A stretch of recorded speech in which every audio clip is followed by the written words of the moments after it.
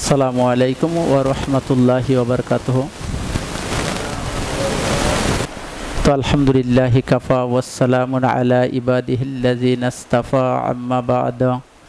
ফাআউযু বিল্লাহি মিনাশ শাইতানির রাজীম। বিসমিল্লাহির রাহমানির রাহিম। ومن أعرض عن ذكري فإن له معيشة ضنكا ونحشره يوم القيامة أعمى। الآخر آية. وقال رسول الله صلى الله عليه وسلم من صام رمضان ثم أتبعه ستا من شوال كان كصيام الدهر، رواه المسلم. وقال الله تعالى في شان حبيبه صلى الله عليه وسلم وما أرسلناك إلا رحمة للعالمين. اللهم صل على محمد وعلى آل محمد كما صليت على إبراهيم وعلى آل إبراهيم إنك حميد مجيد.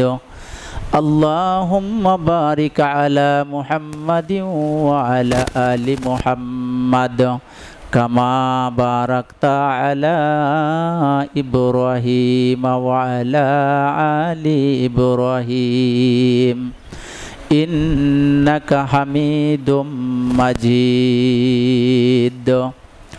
আলহামদুলিল্লাহ, সমস্ত প্রশংসা হয় আল্লাহ তাআলার, যে আল্লাহ তাআলা আমাদিগকে বিগত একটি মাস মাহে রমজানের সিয়াম সাধনার পর আবারও আজকে সলাতুল জুমা এই শাওয়াল মাসের 2 তারিখে আমরা আদায় করিবার জন্য আল্লাহ তাআলার ঘর মসজিদে সকলেই সুস্থ দেহ এবং মন নিয়ে আসতে পেরেছি। আল্লাহ তাআলা রহম এবং দয়া করেছেন, এই জন্যে সেই মহান মনিব রব্বুল আলামিনের দরবারে সকলেই প্রাণ ভরে মন খুলে দিল থেকে শুকরিয়া জ্ঞাপন করি, বলি আলহামদুলিল্লাহ।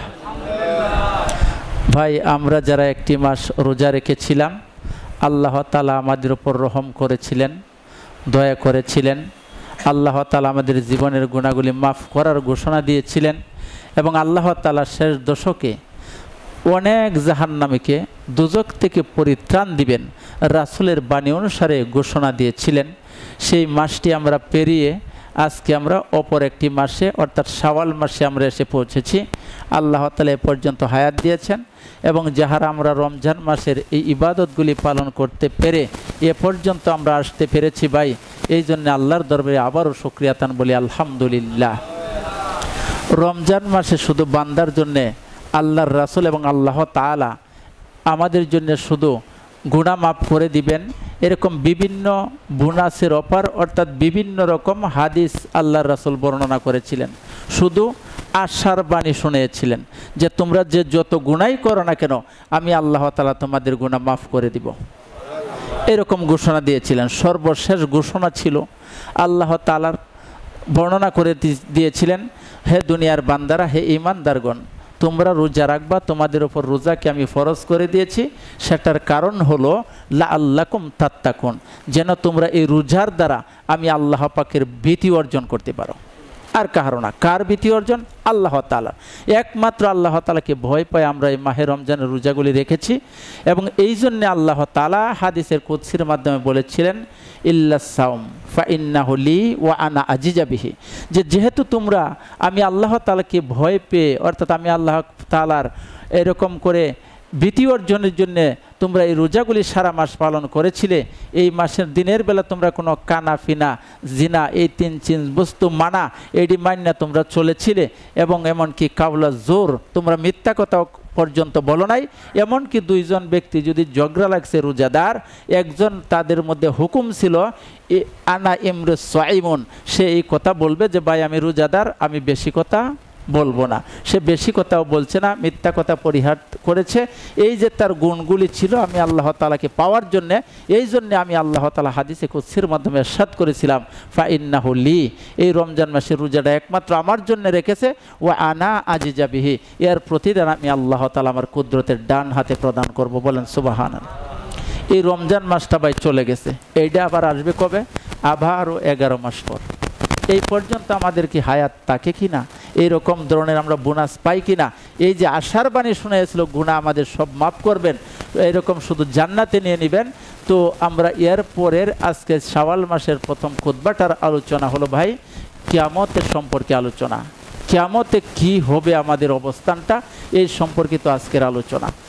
একটি মাস তো আমাদের শুধু আশার বাণী শোনাইছে, গুনাহ মাফ করব, রহমত নাজিল করব, এবং এই যে যারা কবরবাসী আছে তাদেরকেও কবরের আযাব আল্লাহ তাআলা মাফ করে দিবেন, যারা জাহান্নামের আগুন বুক করতেছে তাদেরকেও জাহান্নামের আগুন থেকে মাফ করে দিবেন। আমরা দুনিয়া থেকে যদি তাদের জন্য দোয়া করতে পারি। কিন্তু এখন কিয়ামতে ঘটনাটা কি হবে আজকে এখানে বর্ণনা করা হবে। সেই আলোকে আমি সূরা তাহার 124 নম্বর আয়াত এবং আজকের খুতবায় 124, 125, 126 নম্বর আয়াতের আলোকে এখানে আলোচনা, এবং রাসূলের অসংখ্য হাদিস থেকে মাত্র 2-1টি হাদিসের আলোচনা এখানে করব ইনশাআল্লাহ তাআলা, যদি আল্লাহ তাআলা তৌফিক দান করেন আর আপনারা যদি শ্রবণ করেন। এবং এটা থেকে আমাদের শিক্ষণীয় বিষয় হবে আমাদের এই দুনিয়া থেকে পরকালীন জীবনটা আমরা কিভাবে গ্রহণ করতে পারি, এই খুতবা থেকে আমরা শিক্ষা করতে পারবো। শুরুতেই আল্লাহ তাআলার রাসূল এখানে অসংখ্য হাদিস থেকে বলেছেন, আর খুতবাটাই শুরু করা হইতেছে এরকম করে, ফায়া ইবাদাল্লাহ, ও হে আল্লাহর বান্দারা, সারা রমজান মাসের মধ্যে তোমরা যারা ইয়া আইয়ুহাল্লাযিনা আমানু, ঈমানদারকে ডাক দিয়া বলেছিলেন, তোমরা রোজা রাখছিলা, ফরজ করে দিয়েছিলাম। এখন আল্লাহ তাআলা আবার মায়ার সুরে বলতেছেন ফায়া ইবাদাল্লাহ, ও হে আল্লাহর বান্দারা তোমরা শুনো, তোমাদের জন্য একটি খুশির খবর আছে। আসাদাকুমুল্লাহ, আল্লাহ তাআলা তোমাদেরকে যেন সৌভাগ্যশালী করে দেন, আপনারা যেন মর্যাদাবান হতে পারেন, এটা যেন আল্লাহ তাআলা করে দেন। আনতুমুল ইয়াউমা ফিদ দুনিয়া নাঈমুনা, দুনিয়ার মাধ্যমে আপনারা কত সুখ শান্তি ভোগ করতেছিলেন, এই সুখ শান্তিটা যেন পরকালেও থাকে, এরকম করে বলতেছে তোমাদের সৌভাগ্য যেন হয়। কিন্তু বলা হইতেছে ওয়াফিল গাদ, এই দুনিয়াতে তো তোমরা বেশি দিন থাকতে পারতা না, এই দুনিয়ার মাধ্যমে তুমি থাকবা 50, 60, 70, 80, 90, 100 বছর যদি থাকেন, আপনি আল্লাহর ইবাদত করাটা কঠিন। আপনি যদি রুকু করতে যান সিজদার মধ্যে আবার দাঁড়াইতে পারবেন না, সিজদায় গেলে আবার বসতে পারবেন না, এরকম ধরনের আমরা অসুস্থতা ভুগতে থাকি আমরা। বলা হইতেছে তুমি বেশিক্ষণ যেহেতু থাকবে না, ওয়াফিল গাদে ইলাল কিয়ামাতে মুরতাহিলুন, তোমার কিয়ামতের দিকে, পরকালের দিকে তুমি কি করতে হবে, ধাবমান তোমার জীবন, পরকালের জন্য তোমার প্রস্তুতি নিতে হবে, পরকালের জন্য তুমি প্রস্তুতি নিবা। এটা বলা হইতে ফাতাজাওয়াদু, তুমি কিভাবে তুমি প্রস্তুতি নিবা, ফাতাজাওয়াদ তুমি সংগ্রহ করে নিবা, লাহা এই কিয়ামত দিবসের জন্যে, আনতুম বিসসালিহাতিল আমিলুনা, নেক আমলের ধারা তোমার জীবনটা যেন সঠিক হয় এবং আলোকময় হয় তোমার অন্ধকার কবরটি, তুমি এই দুনিয়াতে থেকে সেই আমলটি তুমি করবা। বলেন সুবহানাল্লাহ। সেই আমলটির মাধ্যমে আজকের একটি আমল, আমল জুমার দিনে জুমার নামাজ আদায় করা। আপনার আমার মতো অনেক ব্যক্তি আছে, এরকম অনেক যুবক আছে, অনেক বৃদ্ধ আছে, অনেকেই দেখেন রাস্তাঘাটে এমন করে চায়েরায়, গাছের তলায়, ছায়ার মাধ্যমে, চায়ের স্টলে বিভিন্ন জায়গায় আড্ডা মারিয়ে সময় কাটাইতেছে, কিন্তু আজকের দিনটা যায় সে জুমার সালাত আদায় করবে, এটা তার ভাগ্যে নাই। কিন্তু আল্লাহ তাআলা আপনাদেরকে কত রহম করেছেন। আপনার মতো অনেক ব্যক্তি আছে আজকে হাসপাতালের বেডের মধ্যে শায়িত আছে, ইনজেকশন ফুসকরি আছে, স্যালাইন দ্বারা আছে, অনেকেই আছে মনে করেন হাসপাতালের বেডেই না, শুধু অপারেশন থিয়েটারে ওই মুহূর্তে অপারেশন করতেছে, আছে না এরকম? কিন্তু আল্লাহ তাআলা আপনাকে কত বড় দয়া করছেন, আপনার শরীরে কোনো অসুস্থতাই দেন নাই, হায়াতে তৈয়বা দিয়েছেন, আপনি এখানে মসজিদে এসে আল্লাহ তাআলা শুকরিয়াতান সেই সালাত আদায় করতে পারতেছেন, এবং এই সালাত আদায় করে আপনার জীবন জিন্দেগিটাকে আপনি আলোকময় করতে পারতেছেন। দুনিয়ার কিয়ামতের বা পরকালের প্রথম ধাপ হলো কবর, সেই কবরটাকে আপনি আলোক উজ্জ্বল করবেন, সেই আমলের দ্বারা এখানে বলা হইতেছে। এই জন্য বলতে ফি যালিকাল ইয়াউমি লা ইয়ানফাউ মালুন ওয়া বানুনা, কারণ এই কিয়ামতের মাঠে কি করতে পারবেন, লা ইয়ানফাউ, কেউ কোনো উপকার করতে পারবে না, এরকম করে আপনার মালু ওয়া বানুনা, আপনার মাল সম্পদে এবং আপনার সন্তান সন্ততিগণ কিয়ামতের মাঠে কোনো উপকার করতে পারবে না। কেননা কিভাবে পারবেন, এটা সূরা আবাসার মাধ্যমে সূরা 34 নম্বর আয়াতে আল্লাহ তাআলা বলছেন, ইয়াউমা ইয়াফিরুল মারউ মিন আকিহি। ওই দিবসের মাধ্যমে যখন কিয়ামতের দিন যখন মানুষ উঠবেন, সকল মানুষ এত ব্যতিব্যস্ততা থাকবে, সকলেই চিন্তা করবে এই দিন আপনাকে দেখে আপনার ভাই আপনার পাশ থেকে পলায়ন করতে থাকবে। আপনার ভাই সবচেয়ে দুনিয়াতে আপন যে এই ব্যক্তিটাই কী করে পলায়ন করবে। 2 নম্বর ব্যক্তিটা কি, ওয়া উম্মিহি, তার মাও পলায়ন করবে, ওয়া আবিহি, তার বাবাও পলায়ন করবে, এমন করে ওয়া সহিবাতিহি, তার যে সঙ্গিনী স্ত্রী ছিল, এত আদরের সঙ্গিনী, সেই স্ত্রীও তোমার থেকে পলায়ন করবে। এরকম করে সবাই তোমার কাছ থেকে শুধু পলায়ন আর পলায়ন করতে থাকবে, কেউ তোমার পাশে থাকবে না। এই জন্য ভাই নিজেরটা নিজেই করণ লাগবো, নিজের আমল নিজেই করে নিজের পরখালের পথে আপনার জোগাড় করতে হবে। এই জন্য বলা হয়তো কালান নবী সাল্লাল্লাহু আলাইহি সাল্লাতু ওয়াসসালাম, আল্লাহর রাসূল সাল্লাল্লাহু আলাইহি সাল্লাতু সালাম বলতেছেন, ওই কিয়ামতের দিন তোমাদের কি অবস্থানটা হবে। মাত্র একটি হাদিস যারা প্রমাণ করতেছে কিয়ামতে, এখন দুনিয়াতে মসজিদে বসছেন, ফ্যান চলতেছে, বাড়িতে আছেন, এসি রুম করছেন, বিল্ডিং করছেন, সব আরামে এসে রইলেন, কিন্তু কিয়ামতের মাঠে আপনার অবস্থানটা কি হবে। তুদনার শামস, ওই যে আমরা আকাশের মাধ্যমে সূর্যটা দেখতেছি, এখন যদি খুব তাপমাত্রা নাই, যদি আসমানে এরকম করে এই মাঠের মাধ্যমে বলা হয় ভাই একটুকে 10 মিনিট দাঁড়ায় থাকেন, মারি আলচন স্যার এটা দাঁড়ায় তখন যাবো, যে গরম লাগতেছে। কিন্তু কিয়ামতের মাঠে রাসূল বলেন, তুদনার শামসু ইয়াউমাল কিয়ামা, কিয়ামতের দিন সূর্যটা বান্দার প্রত্যেকটা বান্দার এত কাছে থাকবে, হাত্তা তাকুনা মিনহা কামিকদারি মিলিন, প্রত্যেকটা বান্দার একবারে মাথার 1 শলাকা অথবা 3 ইঞ্চি উপরে সেই সূর্যটা অবস্থান করবে। 3 ইঞ্চি উপরে যদি সূর্যটা থাকে, আর এখন সূর্যটা আলো দিচ্ছে কতটুকু উপর থেকে, এটা কি জানেন? বিজ্ঞান বলছে সূর্যটা এখন আমাদের কাছ থেকে আলো দিতে আছে 9 কোটি 30 লক্ষ মাইল দূর থেকে, 9 কোটি 30 লক্ষ মাইল দূর থেকে আলো দিতে আছে, তাও আলোটা খুব প্রখর না। এখন যদি বলা হয় মাঠের মাধ্যমে 10 মিনিট অবস্থান করেন, কইবেন যে স্যার আপনার মাথা কি খারাপ হয়েছে, এন কি তখন যাবে, হন থাকা যাবে, যে গরম লাগে। কিন্তু কিয়ামতের মাঠে বান্দার মাত্র 1 শলাকা উপরে অর্থাৎ 3 ইঞ্চি উপরে থাকবে সূর্যটা, মাথার এত কাছে থাকবে। এতটুকু কাছে থাকার পরে ফাতাকুনুন নাসু আলাল কাদরিন আমালিহিম ফিল গারক, প্রত্যেকটা বান্দার আমল অনুসারে এত কাছে থাকবে। এই কাছে থাকার কারণে প্রত্যেকটা যে যত আমল করেছেন, আজকে আমরা কেউ 5 ওয়াক্ত নামাজ পড়ি, কেউ 3 ওয়াক্ত নামাজ পড়ি, কেউ বা সাদাকা করি, কেউ বা এরকম আরও উত্তম আমল করি, কেউ বা রাত্রের বেলা তাহাজ্জুদ পড়ি, বিভিন্ন আমলের কারণে প্রত্যেকটা বান্দা কি করবে, এরকম করে তার অবস্থানটা হবে কি, এই কিয়ামতের মাঠে তার শরীরটা ঘামবে। আমরাও যদি দুনিয়ার মাধ্যমে সূর্যের কিরণের নিচে আমরা যদি যাই, আমাদের শরীরটা কি করে ঘামে, এই ঘামার কারণে কি করবে, ফামিনহুম মাইয়াকুনু ইলা কাবাইহি, প্রত্যেকটা মানুষের নিজের শরীরটা মগজটা ঘেমে ঘেমে মগজটা উতলে পড়ে, কাহারও পানি হয়ে যাবে, কারো পরিমাণ অর্থাৎ কোটি দেশ, অর্থাৎ খারো পরিমাণ। আমাদের পায়ের নিচে খারো আছে না, আমরা কই না উভয়টা পা যখন আমরা দৌত করি, কই না এই পর্যন্ত আমরা দৌত করা, কি এরকম আমলের কারণে যদি ভালো আমল থাকে তাহলে হবে না, যদি না থাকে কাহারো এই আমলের কারণে কারো পরিমাণ ওয়ামিনহুম মাইয়াকুনু ইলা রুকবাইতিহি, আবার কাহারো এরকম পরে হাঁটু পরিমাণ তার এরকম পানি জমবে তার নিজের আমলের কারণে, এবং ওয়ামিনহুম মাইয়াকুনু ইলা হাকওয়াইহি, এবং কাহারও এরকম করিয়া হাঁটু পরিমাণ তার এরকম পানি জমে যাবে বা কোটি দেশ পর্যন্ত পানি জমে যাবে। ওয়ামিনহুম মাইয়ুলজিমু আরাকাল লিজামান আলজেমান, অর্থাৎ কাহারও এরকম পানিটা হতে হতে হতে হতে এরকম করিয়া কোটি দেশ পর্যন্ত হবে, অর্থাৎ কোমর পর্যন্ত হবে। আবার কাহারও একবারে 2 চোয়ালের মধ্যবর্তী পর্যন্ত তার পানিটা এরকম জমে যাবে, হাবুডুবু খাইতে থাকবে। এই কিয়ামতের মাঠে অবস্থানটা এমন হবে। সেই কিয়ামতের মাঠটা কি, এই কিয়ামতটা কি, এই সম্পর্কে কালামে মাজিদের, কোরআন মাজিদের এরকম করে একটি সূরা আছে, সূরা কারিয়া, কিয়ামত সম্পর্কিত আলোচনা। আর একটি সূরা আছে সূরা জিলজাল, আমরা অনেকেই পাঠ করি, সূরা কারিয়া। সেই সূরা কারিয়ার মাধ্যমে বলা হইতেছে এই কিয়ামতটা কিভাবে হবে, বলা হইতেছে আল কারিয়া, মহাপ্রলয়। আল কারিয়া শব্দটা তো মহাপ্রলয়, প্রলয় মানে কি, সব ধ্বংস হওয়ার জন্যে যে একটা অবস্থান পৃথিবীর মাধ্যমে ঘটে, অর্থাৎ সেটা ঘূর্ণিঝড়ের মতো হতে পারে, জলোচ্ছ্বাস হতে পারে, কিচ্ছু আপনার বোঝা যাবে না। আল কারিয়া মহাপ্রলয়, মাল কারিয়া মহাপ্রলয় কি, ওমা আদ্রাকা মাল কারিয়া, হে আল্লাহর রাসূল আপনি কি জানেন সেই মহাপ্রলয়টা কি কীরকম হবে? আল্লাহর রাসূল ইয়া রাব্বুল আলামিন, এটা আমি জানবো কীভাবে, আপনি জানিয়ে দেন সেটা কীরকম। তখন আল্লাহ তাআলা বলতেছেন এরকম করিয়া ওমা আদ্রাকা মাল কারিয়া ইয়াউমা ইয়াকুনুন নাসু কাল ফারাশিল মাবসুস।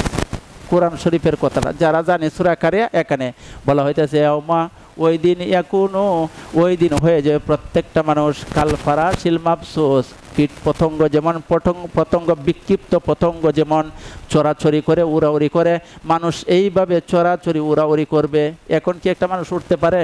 কিন্তু কিয়ামতের মাঠে এত মহাপ্রলয় সৃষ্টি হবে, বাতাসে আপনার এক পতঙ্গের মতো উড়াইব। পতঙ্গ মানে ছোটো ছোটো এরকম আপনার ফরিং কই না, ফরিং বাংলা ভাষা ফরিং, ফরিং যে বিরাট বড় বাতাসে বাজে উড়ে, কইতেছে মানুষ সেইভাবে উঠতে থাকবে। ওয়াতাকুনুল জিবালু কাল ইহনিল মানফুস, এমনকি দুনিয়ার যে এরকম জিবালুন পাহাড়গুলি আছে এইগুলি শিমুল তুলার মতো, ধুনিত তুলার মতো উঠতে থাকবে। এরকম কিয়ামতের মাঠ সবটা যখন ধ্বংস করবেন আল্লাহ তাআলা, ধ্বংস করার পরে আবার যখন ইসরাফিল আলাইহিস সালাতু ওয়াস সালাম সিংহায় ফুৎকার দিবেন, আবার যখন আমরা উঠবাম মাটির থেকে, সেই অবস্থানটা এখানে বর্ণনা করতেছে, হাসরের মাঠের বর্ণনাটা করতেছে এখানে। তো এটার দাপটা কি? সর্বপ্রথম আখিরাতের প্রথম দাপ হলো আপনার কবর। প্রথম গাঠিটা কি? কবর। যেই কবরের কোনো খবর নাই, যেই কবরে গেলে আসার কোনো সিরিয়াল নাই, যেই কবরে গেলে আপনার বাবা গেল, ভাই গেল, মা গেল, যে আত্মীয় স্বজনই গেল, তার কাছ থেকে কোনো সংবাদ আপনি নিতে পারবেন না। কিন্তু আপনার ছেলেটা এখন আমেরিকা আছে, আমেরিকা আছে, দুবাই আছে, সুইডেন, যেখানেই থাকুক না কেন মনে চাইছে দেখা করার জন্যে, কথা বলার জন্যে, সাথে সাথে আপনি মোবাইল টিপছেন, ইমোর দ্বারা মোবাইল টিপছেন, আপনার ছেলেটা কথা বলতেছে সব দেখিয়া, আব্বা আমি এটা খাইতেছি, আমার ঘর এইটা, আমার রুম এটা, কাজ করি এইটা, কাজ করি সেইটা। আপনার বাবা, আপনার ভাই যে কবরে গেল, কোন দিন আপনি দেখতে পারছেন সে তার অবস্থানটা, তাকে খাবার কি দিচ্ছে দেখতে পাচ্ছেন? ওইটা দেখা যাবে না। এই কবরের খবর কেউ জানে না। যদি জানতো এত অন্ধকার কবর, আর এই খবরটা কাহার জন্য হয়ে যাবে জান্নাতের টুকরা, আবার কাহার জন্য হয়ে যাবে জাহান্নামের গর্ত। ভাই এই কবরে কতদিন থাকতে হয় জানা নাই। এই কিয়ামত এইরকম করে প্রথম ধাপটা হলো কবর, কবরের পরে পরে হলো কিয়ামত, মানে পৃথিবীটা ধ্বংস করে দিবেন। সূরা কারিয়ার মাধ্যমে বলা হইতেছে পৃথিবীটা ধ্বংস করবেন। ধ্বংস করার পরে যখন সব ধ্বংসাবশেষ হয়ে যাবে, তখন আল্লাহ তাআলার একজন ফেরেশতা আছে, মিকাইল ফেরেশতা, ইসরাফিল ফেরেশতা, তিনি কি করবেন? এরকম সিংহে আবার যখন ফুৎকার দিবেন, আবার সমস্ত মানুষ, এরকম এটাকে বলে হাসরের মাঠ, এরকম সমস্ত মানুষ উঠবেন। সেই উঠাটা কিভাবে হবে? আল্লাহর রাসূল সাল্লাল্লাহু আলাইহি ওয়াসাল্লাম বলতেছেন, উঠার আগে অবস্থান বলিয়া দিছে, উঠবা যে ঠিকঠাক হয়ে উঠতো, সূর্যটা কিন্তু তোমার মাথার 3 ইঞ্চি উপরে মরে থাকবো। 3 ইঞ্চি সমান কি 3 হাত? 3 ইঞ্চি কথা নেই, যে এতটুক। আর সূর্যটা আলো দিব কিরকম? 9,30,00,000 মাইল দূর থেকে আলো দিতেছে, 10 মিনিট সময় সহ্য হয় না। আর ঘরেতে কেউ সহ্য হইতেছে না, ফ্যান চারজন সহ্য হইতেছে না, তখন কিভাবে আপনার সহ্য হবে? এই জন্য এখানে প্রথম এই খুতবাতে বলে দিয়েছেন, তুমি আমলের দ্বারা তুমি সেটা নিবারণ করতে পারবা। যদি তোমার আমল ভালো থাকে, যত কাছেই সূর্য থাক, আল্লাহ তাআলা সেটা তোমার তাপ লাগতো না তোমার শরীরে। এরকম করে বলা হইতেছে। সর্বশেষ এরকম করে বলা হইতেছে, আল্লাহর রাসূল বলছেন, ওয়ানহু আলাইহিস সালাতু ওয়াস সালাম, আল্লাহর রাসূল বলতেছেন, ইহশারুন নাসু ইয়াউমাল কিয়ামাতে হুফফাতান উররাতান গুরলান। এরকম করিয়া আল্লাহর রাসূল বলতেছেন, মানুষ যখন কিয়ামতের মাঠে আবার মাটি থেকে উঠবে, সমস্ত মানুষ নগ্নপদ এবং খতনাবিহীন অবস্থায় উঠবে। কথাটা বুঝি নাই, খতনাবিহীন অবস্থা এবং নগ্নপদ অবস্থা, কথাটা বুঝছি না, বুঝছি এখানে একটু কঠিন শব্দ ব্যবহার করছে। এটা হলো প্রকাশ্য, হলো প্রত্যেকটা মানুষ কিয়ামতের মাঠে, হাসরের মাঠে যে কিন্তু তুলবেন, সকলকেই ল্যাংড়া থাকবো। প্রকাশ্য কেতার যেটা মায়ের গর্ভ থেকে যখন ওইছিলাম, যে অবস্থা আইছিলাম, ঠিক এই অবস্থায় আমাদের প্রত্যেককে হাসরের মাঠে তোলা হবে। কুলতু ইয়া রাসূলুল্লাহ, এ কথা শুনিয়া আল্লাহর রাসূল সাল্লাল্লাহু আলাইহি ওয়াসাল্লামের সহধর্মিনী আয়েশা বললেন, হে আল্লাহর রাসূল, আর রিজালু ওয়ান নিসাউ জামিআন, এই বেলা কি নারী পুরুষ একত্রিত হয়ে উঠবো এই অবস্থায়? না খালি পুরুষ আলাদা, নারী আলাদা? এই কথা হযরতে আয়েশা রাদিয়াল্লাহু তাআলা বললেন হযরত রাসূল সাল্লাল্লাহু আলাইহি ওয়াসাল্লামকে। তখন আল্লাহর রাসূল বলতেছে, তারা যদি একত্রিত উঠে, ইয়ানজুরু বাযুহুম ইলা বাযিন, একজন কি আরেকজনের প্রতি তাকায়া দেখতো না? কি লজ্জার কথা কইতাছুন, কি শরম! দুনিয়ার মাধ্যমে একটু যদি জামাটা সিরাতা হয়, এইটাই তো কিরকম লাগে। নারী পুরুষ সকলে একসাথে উঠবে, একজন আরেকজনের দেখলে এটা কিরকম লাগবো? তখন আল্লাহর রাসূল বলতেছেন, কালা ফাকালা ইয়া আয়েশা, ওরে আয়েশা তুমি শুনো, তোমাকে বলে দেই, আল আমরু আসাদ্দু মিন এই সময়টা এমন কঠিন সময় হবে রে আয়েশা, আই আনজুরা বাযুহুম ইলা বায, একজন আরেকজনের প্রতি তাকাবে তো দূরের কথা, তার কোনো সময় নাই একজন আরেকজনের প্রতি তাকানোর জন্যে। প্রত্যেকটা মানুষ হোমরে খাইতে থাকবে, কোথায় কখন কে আল্লাহর সাথে দিদার করবে, কখন আল্লাহ তাআলা বিচার করবে। সে দীর্ঘদিন যাবৎ জাহান্নামের আগুনে কবরের মাধ্যমে অথবা জান্নাতের সুখের কারণে সে ঘুমাইতেছিল। যারা এরকম কবরের মধ্যে জান্নাতবাসী ছিল, অর্থাৎ জান্নাতের আরামায়েশ ভোগ করতেছিল, তারা আল্লাহ তাআলাকে বলবেন, রাব্বে কারিম, আজকে আমাদেরকে মাত্র ঘুমাইছিলাম এরকম বাসর রাত্রে যেমন ঘুমাইলে দুলহা এবং দুলহানি, অর্থাৎ স্বামী এবং স্ত্রী নববর নববধূ যেভাবে ঘুমাইলে বাসর রাত্রিতে সকাল 7টা বাদে তার ঘুমের কোনো তৃপ্তি ওঠে না, এইরকম যারা কবরের মাধ্যমে ভালো আমল করে যাবে জান্নাতের হাওয়া তার কবরে থাকবে। এবং এই দিক দিয়ে ইসরাফিল আলাইহিস সালাতু ওয়াস সালাম যখন সিংহায় ফুৎকার দিবেন, তখন তারা ডাক দিয়ে বলে, রাব্বে কারিম, আমাদেরকে মাত্র ঘুমাইছি, কেন আপনি ঘুম থেকে জাগাইলেন? তারা এরকম বলবো। আর যারা জাহান্নামী থাকবে, কবরে আযাব ভোগ করতে থাকবে, তারা বলতে থাকবে, রাব্বে কারিম, আজকে থেকে জানি না কত শত হাজার লক্ষ বছর চলে গেল এই কঠিন আযাবের মধ্যে আছি, এখন তাড়াতাড়ি আপনি আমাদেরকে বিচার করে শেষ করে দিন, হয় জাহান্নামে দিয়ে দেন অথবা জান্নাতে দিয়ে দেন, তাড়াতাড়ি দেন। অতদিন হয়েছে। এতে জান্নাতীরা কইতেছে মাত্র কিছুদিন, মাত্র ঘুমাইছি এখন তুলিয়ার লাইন। আর হেরা কইতে কত বছর গেল গা, এখনো পারলেন না, তাড়াতাড়ি বিচার করিয়া দেন। এরকম করে তারা কি করবেন? এরকম করে টানা হেঁচড়া করতে থাকবো। এরকম অবস্থার মাধ্যমে ফাকাল আয়েশা এরকম করে বলতেছেন, আল্লাহ রাসূল সাল্লাল্লাহু আলাইহি ওয়াসাল্লাম কাহারও প্রতি এরকম লক্ষ্য করার মতো কাহারও কোনো সুযোগ থাকবে না। এরপরে বলা হইতেছে, ওয়াকালান নবী সাল্লাল্লাহু আলাইহি ওয়াসাল্লাম, আর ওই দিন রাসূল সাল্লাল্লাহু আলাইহি ওয়াসাল্লাম আরও বলতেছেন, ইউতাবি জাহান্নামা, আর জাহান্নামটাকে ওই দিন আনয়ন করা হবে, ইয়াউমাইজিন লাহা, ওই কিয়ামতের মাঠে আনা হবে এই জাহান্নামটাকে, লাহা সাবউনা আলফা জিমামান, আর এটার জাহান্নামটার মধ্যে 70,000 শিকল লাগানো থাকবে, 70,000 শিকল। আগে হ্যান্ডটলি জানিত, ওনার হ্যান্ডটলি নাই, বড় গাছ আপনি কি জানিতেছে, বড় জিন লাগায়া কি একটা লরি গাড়ি করছে, কোনো সমস্যা নাই, মেশিনের দ্বারা তুলতাছ, খালি জিনটা যদি তুলে দিতে পারুন বা মেশিনের দ্বারা তুললে আপনি নেওয়া যাইতেছেন গা, কারণ 2 টন হোক 5 টন হোক ইজিলি নেওয়া যাইতেছে গা।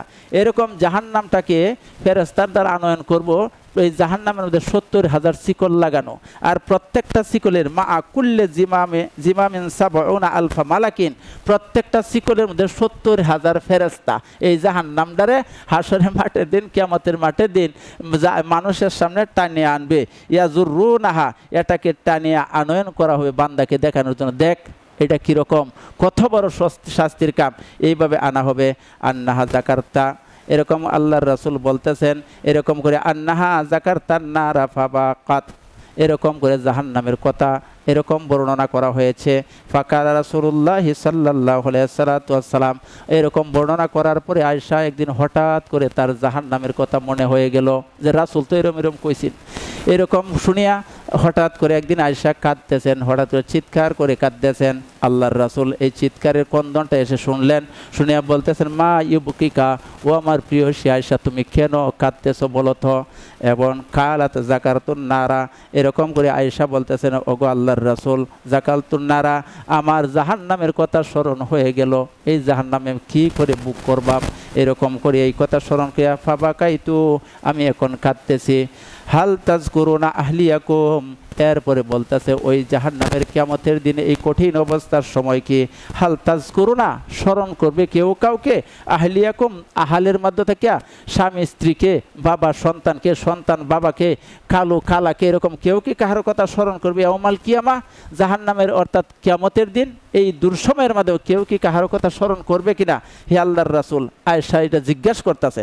ফাকালা রাসূলুল্লাহি সাল্লাল্লাহু আলাইহি ওয়াসাল্লাম, তখন আল্লাহর রাসূল সাল্লাল্লাহু আলাইহি ওয়াসাল্লাম উত্তর দিতেছেন, আম্মা ফি সালাসাতি মাওয়াতিনা ফালা ইয়াজকুরু আহাদুন আহাদা, আয়েশা শোনো, এই সময়টার মধ্যে 3 সময়ে মানুষ কাহারও কথা কেউ স্মরণ করবে না। 3টি জায়গা আছে, এই 3 সময়ে বা 3 জায়গাতে কেউ কাহারও কথা স্মরণ করবে না, যত আপনজন থাক, যত বন্ধুই থাক, যত বান্ধবী থাক, কেউ কাহারও কথা স্মরণ করবে না। এই বন্ধুর জন্য মানুষ কি করে, একবারে সে গলায় ফাঁস লটকে মরে। ভালোবাসার জন্য, না পাইলে মরতাছে, লয়ে যাইতেছে, বিষ খাইতেছে, কত কিছু করতেছে। কিন্তু ওই দিন সময় 3টি সময়ের মধ্যে আয়সা কেউ কাহারও কথা স্মরণ করবে না রে আয়সা। 1 নম্বর জায়গা হইল এরকম এক সময় ইন্দাল মিজান, এরকম সময় যখন মানুষ মারা যাওয়ার পরে হাসরের মাঠ কায়েম হবে। আর একটা জিনিস হলো মিজানের পাল্লা। এই মিজানের পাল্লার মাধ্যমে মানুষের নেকি বদি ওজন করা হবে। যদি মিজানের পাল্লার ডান পাশটা বাড়ি হয়ে যায় সে জান্নাতি বুঝতে হবে, আর যে বাম পাশটা যদি বাড়ি হয়ে যায় সে জাহান্নামী বুঝতে হবে।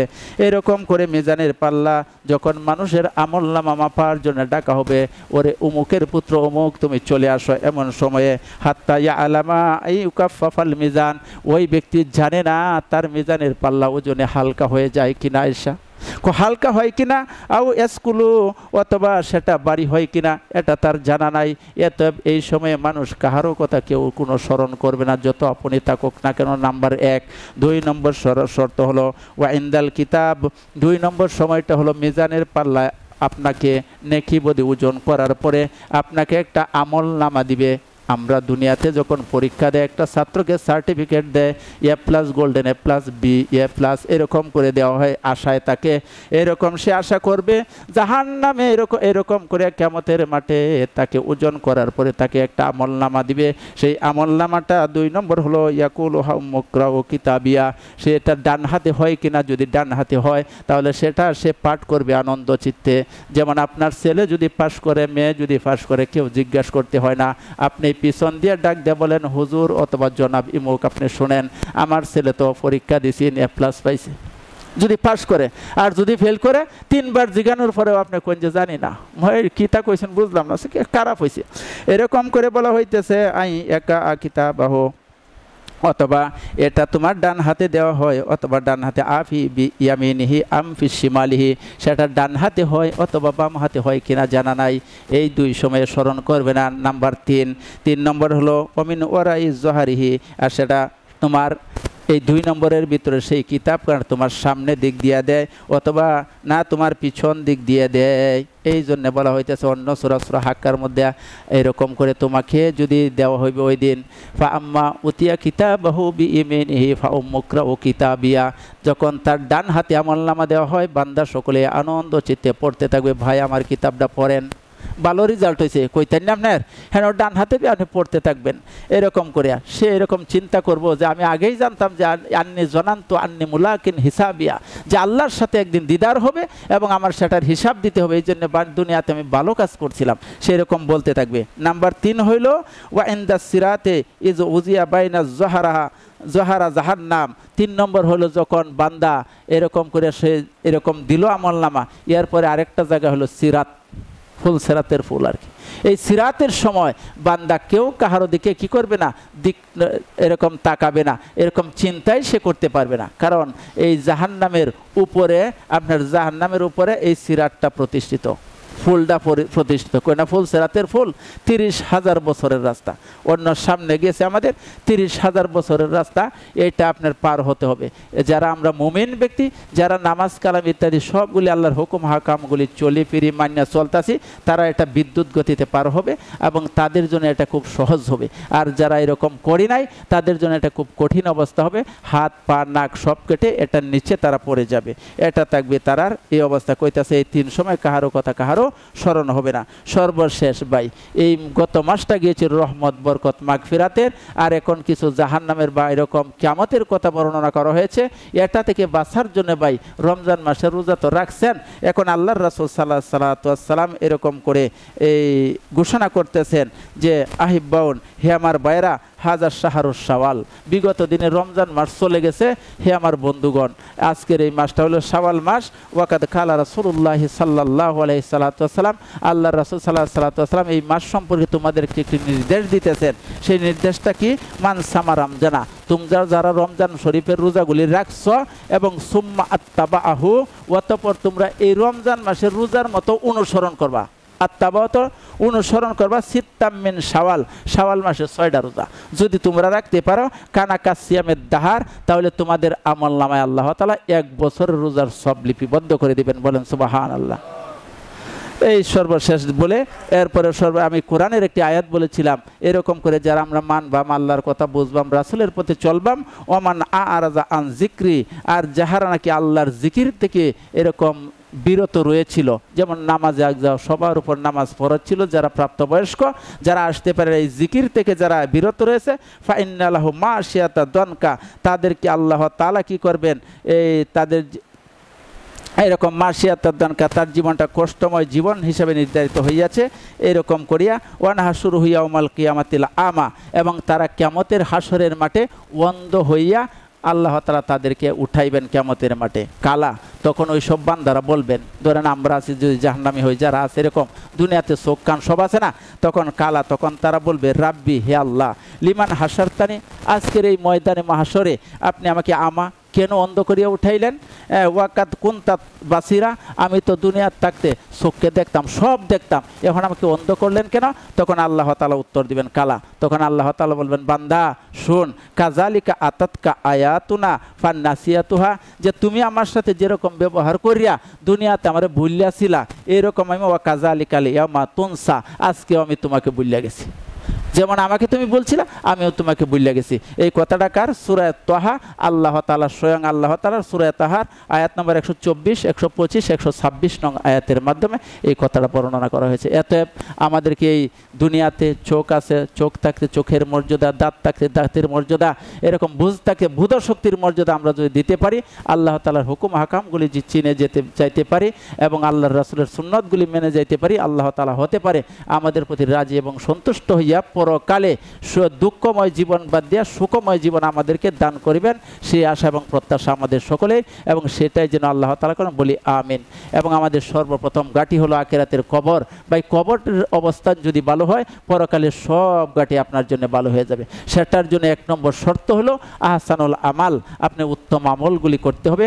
আল্লাহ তাআলা যে ফরজ বিধানগুলি দিয়েছেন এগুলি মানবেন, আল্লাহর রাসূলের যে সুন্নাতগুলি আছে এইগুলি পালন করবেন। এছাড়া আপনি নফল ইবাদত অর্থাৎ উত্তম আমলগুলি আপনি যদি করে যেতে পারেন, এটার বদৌলতে আল্লাহ তাআলা আমাদেরকে হতে পারেন কষ্টময় জীবন থেকে সুখময় জীবন, যেটা জান্নাতি জীবন আল্লাহ তাআলা আমাদেরকে দান করবেন, বলেন আমিন। আমরা যেন সেই কাজগুলি করতে পারি, আল্লাহ তাআলা সেই তৌফিক আমাদেরকে দান করুন, বলি আল্লাহুম্মা আমিন। ওয়া আখির দাওয়ানা আলহামদুলিল্লাহি রাব্বিল আলামিন। আসসালামু আলাইকুম ওয়া রাহমাতুল্লাহ।